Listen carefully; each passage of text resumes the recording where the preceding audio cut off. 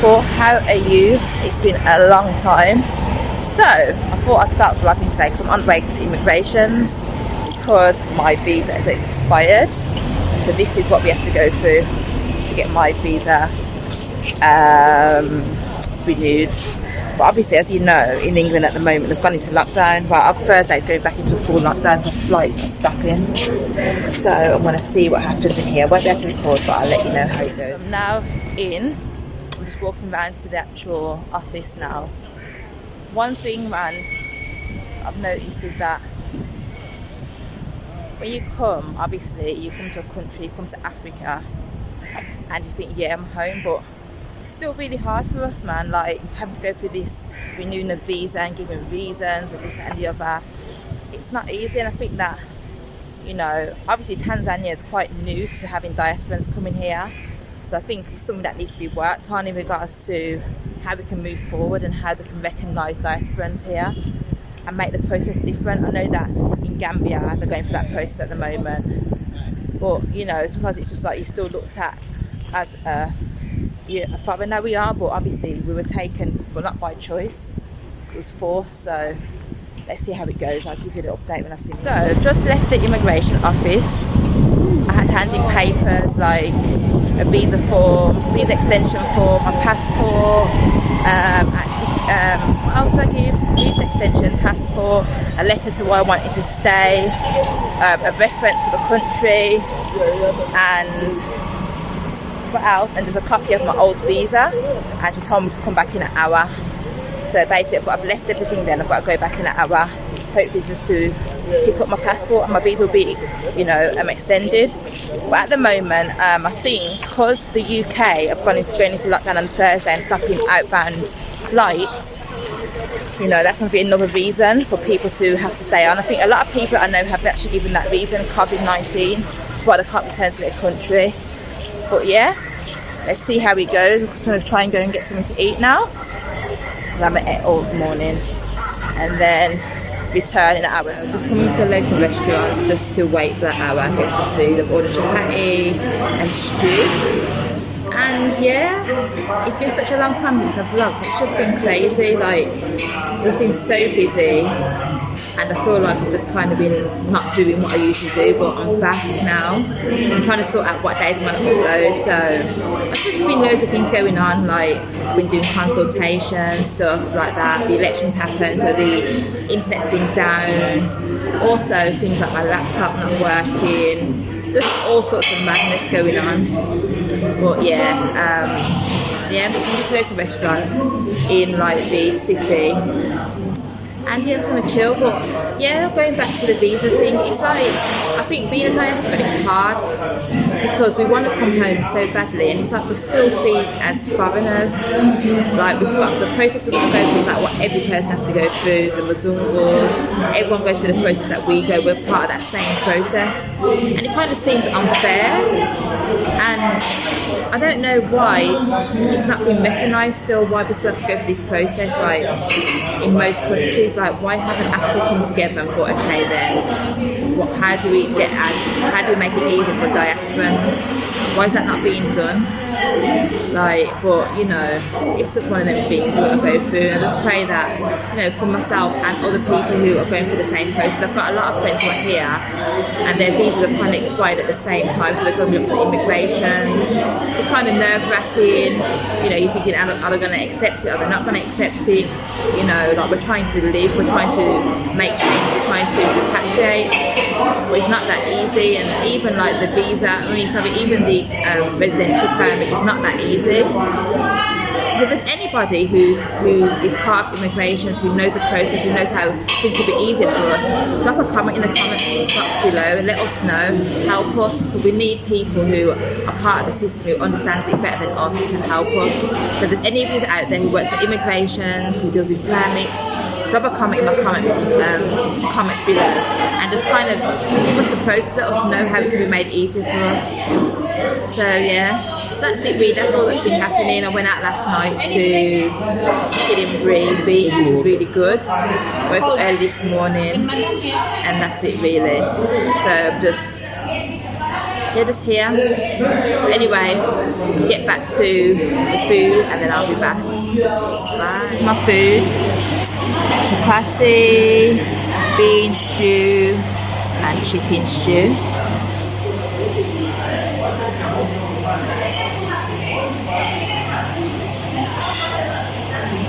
Good morning YouTube family, how are you? Sorry, yesterday I didn't end my vlog properly. I got home and I was tired. So yesterday at the immigrations was a nightmare. Let me tell you. One thing I've noticed about immigrations and people, like, let me just say something. I have worked as a person of authority in an organisation. I've worked as an operations manager. I've worked, you know, I've been one position underneath the director. I'm a decision maker. I can make decisions. And, you know, I think that when you're working in that sort of environment, you've got to have a sense of empathy and compassion. I'm not a power hungry person. I don't feel like, you know, if I've got a bit of authority, I'm going to kind of use it to my advantage or make people feel small or try and make things hard for people. Working in the housing sector meant that I dealt with a lot of people who were on benefits, welfare, stuff like that. A lot of people that were, you know, who didn't have much money. And my thing was to help them. So I'd have a team that would assess applications and I'd be the decision maker. And I never ever made a decision just for the sake of, you know, some people are so power hungry that they will just say no for saying no's sake. That is not me, kind of thing. I want to work with you. So even if like on paper I can't say yes, I'll try and work with you to try and help you to find a reason for me to say yes. So I'd kind of sit down with you and say, okay, then based on this I can't say yes, but if you did this, if you did that, then maybe. So I'd work with them and let them know what they can do in order to change that no to a yes. Do you understand? So I went to this immigration place yesterday now. Get there, I go to a desk and it's a woman, a woman. She's probably in about her late 20s, early 30s. And, you know, went over to the desk, she told me, yeah, basically, you know, all I need to do is go and, what did she ask me to do?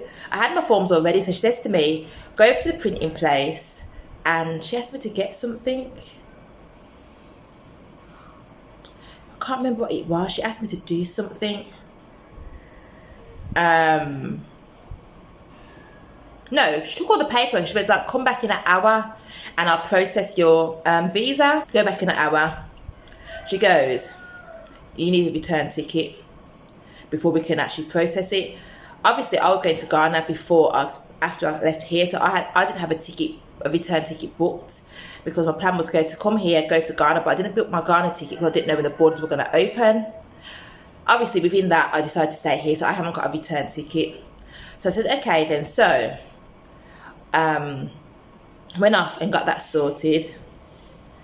She comes back and goes, this is not a return ticket. Obviously, everyone that goes on holiday now knows that when you book online, you basically get a confirmation of your day of when you're flying, your booking confirmation, all this stuff. You don't really have a ticket. It's just like the time, date, terminals, and you've got a booking confirmation that if you want to go into the app or something, then you enter that and it'll give you everything that you need to know. You don't really have it all. You know, when you go to the airport, you put in the booking confirmation number and then everything you can print off your boarding tickets. She's like, this is not a ticket. I went, what do you want? She went, I want a ticket. I went, this is a ticket. Look, there's a booking confirmation. No, it's not. So I went, okay. So she calls another member of a colleague and he goes, why do you want to stay here? So I was like, obviously, you know, I want to stay a bit longer because I want to, you know, go around Tanzania a bit more, do a bit more exploring and stuff like that. And then he's like, oh, but you need a ticket. I went, this is a ticket. What else do you want? There's a book. No, it's not. No, it's not. I went, look. So I showed them my ticket when I was coming from England to Tanzania. It was exactly the same thing. Qatar Airlines send you a Google kind of confirmation of your information, your flight number, your details, your terminal. It's like your booking confirmation. I went, this is the same thing. I didn't have a ticket. There is no such thing as a ticket. All it is the information, your flight information. That's all it is. Booking confirmation, whatever. I went also, obviously, England's gone back into lockdown. No, it's not. When it has, it go out officially on Thursday. It's been in lockdown since March. I went, no. everywhere was locked down from since March. Then obviously borders reopened, hence the reason why we're here. Borders reopened in July, well, we're in June. You know, things went back to normal, but then obviously it's gone into another full lockdown. No, it hasn't. It's been in lockdown from since March. No, it hasn't. So that just made me think, if you're working in a environment where you're dealing with people who are coming in for visas and stuff and extensions, you should know current affairs. You should know what's currently happening in the world of travel. He should know that. He should have like a list of countries. You know what I mean? You should, on a daily basis, you should be getting up to date with things that are happening within the travel world. So if people come to you and say, oh, actually I can't travel because of, you know, my country's gone back into lockdown, you should be able to say, okay, then yeah, I do actually know that. You know what I mean? When I worked in housing, we had to keep up to date ourselves on just general things that were happening within the government. Do you know what I mean? That is for you to do. You should know. It's not something that your workplace is going to teach you every single day. You should know like current affairs within your field. So, you know, that happened. And then another man come over, and he was like, seemed like a senior, and they were showing him the ticket, and he goes, yeah, this is a ticket. This is a confirmation. And he took over from them. So what it made me realise is that it depends, like, if you go to these places, you can get denied based on someone who just doesn't have knowledge, who's not knowledgeable on basically the basic stuff. Because that just showed me that if he didn't come out, I would have got denied a visa by these two people. Do you know what I mean? So basically, not everybody's reading off the same hymn sheet within that office kind of thing. And I'm not trying to put it down, because obviously I met a guy who knew what he was doing, and there's a lot of other people in there that were really friendly and nice. But these two people had a chip on their shoulder for some reason. I don't know why. Maybe they had a bad day. Maybe they had an argument with their spouse. But you can't allow that to mess with your work or how you're going to treat people, because this is I'm a real person. And just because you decide to say no today and turn me away, you know, that's not good enough. The way that they did that wasn't good enough, because that showed that I wasn't actually in the wrong. They were in the wrong. And if I was kind of a person that didn't kind of wait around and hang around, I could have just been, okay, then I can't stay in Tanzania anymore. But that wasn't true. The other man came along, he dealt with it properly, and I've got to go back for my passport today. So I'm just getting ready to leave the house. I've just finished just tidying up my room. I'm a neat freak. I've got to think about being clean and tidy. Growing up in my mum's house, my mum constantly, she was a clean freak. My mum used to get on my nerves all the time. You have to be, can't leave nothing out of place. But now I realise I'm the same. When it's your own stuff and you've paid and you want it to look good all the time. You don't want mess. I hate mess. I hate it. I hate mess. So, I'm just tidying up before. Like last night I went to bed. I tidied up the kitchen. I tidied up the living room. I tidied up my bedroom a bit. And now, I just need the house to look clean. That's just how I am. I can't have mess. So I'm going to quickly finish doing what I'm doing and then head out, and I'll let you know how it goes. I'll take you on a journey today of this visa situation, because I know that there's so many people out there who watch my channel who want to know about this stuff. So I'm going to document it today, let you know, and then by the end of the day I'll give you a conclusion and let you know how it went. See you later. See you in a bit. So I've got my passport back and I got 3 months on my visa, so I've got extra 3 months now. So, to be honest, it was a tiring process, because this was the 3rd visit I've made here, but it was worth it in the end. So, yeah, that's it really. I've got my 3 months, so my next visa expires in February. So yeah, we're on the way to Kariakoo Market now, just to pick up a few stuff. And then we'll see how the rest of the day goes. But yeah, I've got my visa now. I'm happy. Don't have to think about all that for another 3 months. So but I thank the Most High for that, man.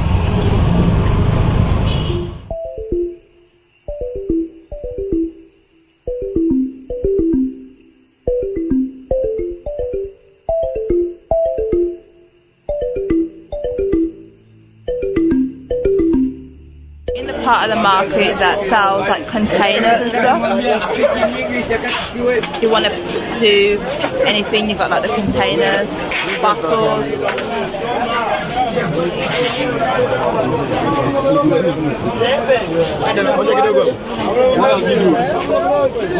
What does it do?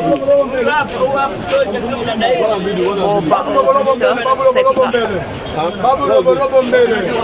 but you want to do food business, juices, get your containers from here. So around this area it seems like it has a lot of cooking stuff.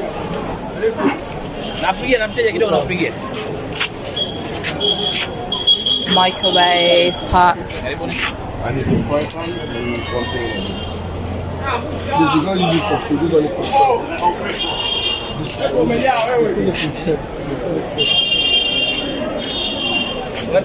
food. Do you sell it in set or you can buy just two or what? Set. What hot pot? Hot pot, yeah. What about that one up there? Blender, I have. What model is you said PVC set. No. What set PVC?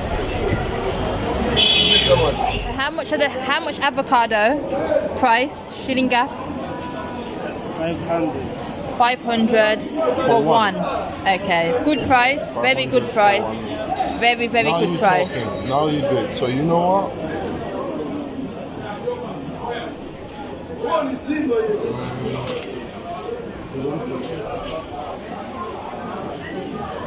So far I've bought some avocado, some tomato, aubergine, just trying to top up on little bits. So Greg's buying some avocado. No money.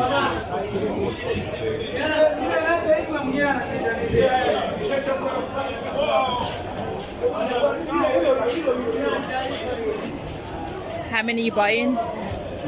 Okay. Asante.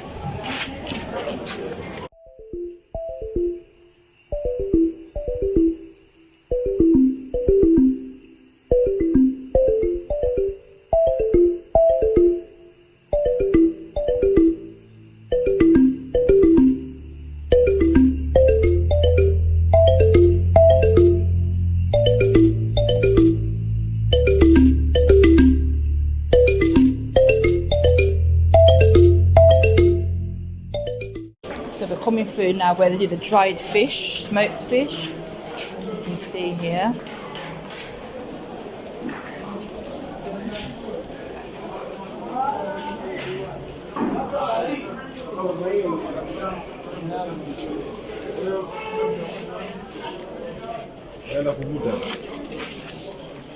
So you have a lot of smoked fish.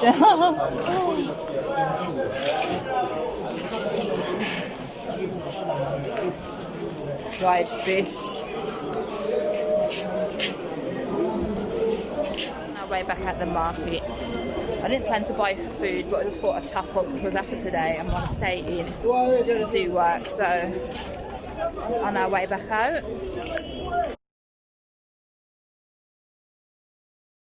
You know, we're eating called breadfruit. We found breadfruit. I'm going to show you right now. Breadfruit. Good price. We will come to you every single week to buy this. So many Caribbean people eat this. Yes. We bring all the Caribbean people, and Americans eat this. Okay, take a photo and send you one. So Give me 1,000. If you want to take a photo for me, give me that 1,000. Every photo. no, I'm helping you. Yeah. I've got Which advantage I'm getting when I'm when buying. you take a photo? I'm buying from you. You make another customer. Yes. Gonna come here. Take. I need 2. And you need to. And let me see. I'm so happy. How many you gonna take? I'm gonna take 2. I'm gonna take 2. Second, tuni. Okay, So take you me give me picture. this. Second, tuni. It is the sweet bread. Yes. Yeah. You roast it or you can fry it. Yeah. Yes. I need 3. This is not enough for me. I need 3. Yes. Tattoo. Was not my friend. And me too. I need some fried fish now. I need fish now too. It's Wednesday morning and I didn't end the video properly last night.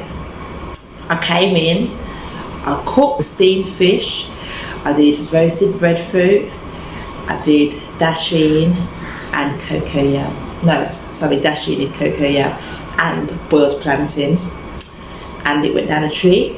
But I wanted just to give a recap on the visa situation. So I know there's a lot of people who are obviously travelling to Tanzania and want to know about the visas. So I'm a British citizen, so when I applied for my visa, I got a single entry visa. As a UK citizen, you get a single entry visa. I know that Americans get a multiple entry, which lasts, I think it lasts for up to 12 months, so they can leave the country and enter the country on the same visa without having to get a new visa. Whereas if, as a British citizen, if you are to leave the country, you have to get a new visa kind of thing. So as I mentioned, my visa expired I think it was on Friday, which was the 28th. No, I think it was the 31st or something. One of them days, I can't remember what date Friday was, but my visa expired on Friday. So basically last week I went to the visa office last Monday when my dad was still here, and I was told by the woman that served me that she couldn't give me a visa because I didn't have a returning ticket, which I didn't know was a thing. I know other people that had been to the visa office. A person that was actually from Birmingham, he was in the queue before me, said that he got an extension without a return ticket. So I was like, okay then. So I left. She gave me a visa form and she told me that I'd have to come back with that. But I contacted one of my friends who'd already renewed their visa, and she said that also write a letter stating why you want extra time or why you want to stay in Tanzania. So I did that. I returned on Monday because obviously because of the elections the visa office was closed. I returned on Monday. The person that I dealt with, as I've mentioned before, she says to me that all the paperwork I had was fine. To go away for an hour, come back, my visa will be done. However, when I returned back, she then said I needed a return ticket. So I got somebody so basically I booked a return ticket, and for some reason when I went back she was like, oh, this isn't a return ticket.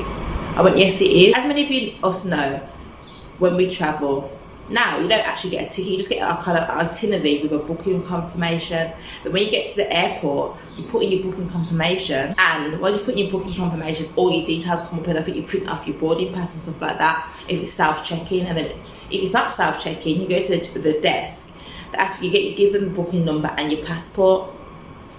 They say to me it's not a ticket. I was like, what does a ticket have that this doesn't have? This gave him my first, middle and last name. It gave my return date. It gave my terminal. It gave the airport. It gave my booking reference. What else do you want? My booking confirmation. What else do you want? What does a ticket have? They couldn't tell me what a ticket has. So they'll say, no, you need a ticket. This is not a ticket. But you don't, as we all know, you don't get tickets. So luckily, another member of staff came in and he looked at it and he actually confirmed to them, this is what you need. This is what she's given what you needed. So they basically get dismissed and he started dealing with it. And he gave me the option to get a month's visa extension, and that's it, or get a 3-month extension and pay $50. So I said, obviously, I'll get the 3 months to pay $50. So I had to go to the, he gave me like a slip. I had to go to the bank over the road. I had to withdraw the money, and then I filled in like a form stating where the money was going to, and I paid it to them. I then returned that slip to him, and then my visa was done. So now I've got a 3-month visa which expires in February. So so basically that was the process for me. However, I've got a friend who's from the Virgin Islands, and he has an American passport, and he's been told that because he's got a multiple entry visa. All he has to do is travel out of the country, come back in, and then he'll get a full 9 months. I've got other friends who are American who went to the office and they got only 1 month. So I've got another friend who is American who went to the visa office. They've also got multiple entry, but they only got 1 month. So to me, it just seems that it just depends on who you get on the day. There was another woman that was at the office when I went there the other day, and she was getting a hard time. It was an older woman, and I read that she was giving her the runaround, and she was American as well. So to me, I just see that it's part luck. It's just who you kind of meet on the day, kind of thing. And it's not the best because you basically, there should be a format that's followed, but it just doesn't seem like there's a format. It depends on what you look like, I think, whether they like you, whether they're having a good day, you know. It just seems like it just depends on who you get on the day, and there's just different processes for every person, because like I said, not one person that I know who's been to the visa office has had the same experience, kind of thing. So I just wanted to give some feedback on that. And also I've been asking people have been asking me whether I got a visa prior to travelling or got a visa on arrival. I actually got a visa prior to coming, and when I got into Tanzania I got a 3-month stamp. I've had people who have got visa on arrival and only been given a month. So I don't know how that goes. I couldn't tell you for sure that if you was to get a visa on arrival, you only get a month if you're a British citizen. But I know people that got a visa on arrival who are American have got 3 months. I don't know, because I know one person who got a visa on arrival who's British but a European, and they got 1 month. And I know another British person who got a visa on arrival and they got 1 month, kind of thing. So I don't know if it varies based on getting visa on arrival or getting a visa prior to travelling. I don't know. So anyway, I wanted to give a bit of feedback on my visa experience. I'm so glad now that I've got that visa and I don't have to go back until February, kind of thing. And I just hope that the process goes, you know, the same as before, kind of thing. Well, not the same as before, I just hope it's a bit more smoother, because, you know, where I live, the visa office is quite far and it's quite expensive in Uber, and it takes a long time to get there. So having to go there I've been there basically 3 times in the last week and a half. And it is tiring, and you've got to sit around, you've got to, you know, the first day I went out to go away, I bought food, came back, and I was told that I still couldn't get the visa. So, you know, it's like, obviously it's worth it in the end, but it's a rigmarole having to go back and forth. I just wish that there was a smoother kind of process, and I think that it's a bit disheartening for us diasporans that we have to go through this. Like, we are black people, we are from the motherland, and we're still seen as foreigners in a land that we're trying to come back to. You know, Tanzania is a beautiful country, and, you know, a lot of us want to stay here. It's just like, it's not that easy. But I hope that this has helped you, and the information I've provided will help you in the future when you need your visa renewing. So anyway, I'm going to go for now. I'm going to have a day of recording videos. I'm going to try and record as many videos as possible and start uploading a bit more and being a bit more consistent like I have been in the past. You know, the last month also has been hectic because I was in Airbnb. Prior to moving out of Airbnb, I had to get so many things sorted for my new property. Moved into my new property. Then my dad arrived a week later after me moving in here. Then I've been up and down trying to also get the house, you know, organised, and then have to like carry my dad out, bring him around, you know, show him around Tanzania, make his experience here worth it. And then my visa ran out. So it's just been a whole load of stuff just going on every day. So hopefully from now I'll have a bit more consistency, I'll be a bit more chilled, a bit more relaxed, I can just enjoy being here. So anyway, that's it for now, people. Hope you enjoyed the video. Thank you, and bye for now.